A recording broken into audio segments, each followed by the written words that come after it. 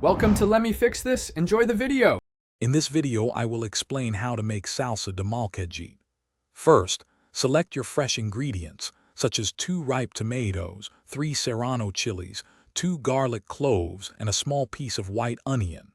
Next, roast these vegetables on a hot colmel or cast iron skillet until they are nicely charred and softened.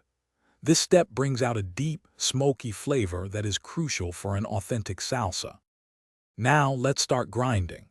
Place the 2 roasted garlic cloves and about 1/4 teaspoon of salt into your molcajete. Use the tegelote to grind them into a fine paste. Then, add the roasted chilies, one by one, crushing them against the rough stone. This process releases their intense flavor and creates a wonderfully textured base for your salsa.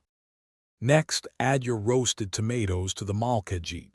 Gently crush them with the tegelote, aiming for a chunky, rustic consistency rather than a smooth puree.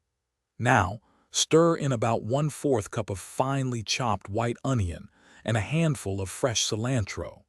Taste and adjust the salt as needed, ensuring your salsa has a vibrant and balanced flavor profile. Your authentic salsa de molcajete is now ready to enjoy.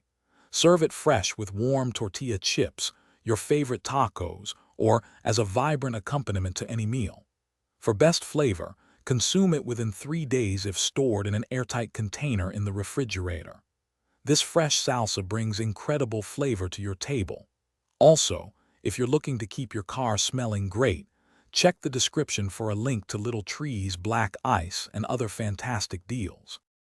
Thanks for watching. If you found this helpful, don't forget to like and subscribe.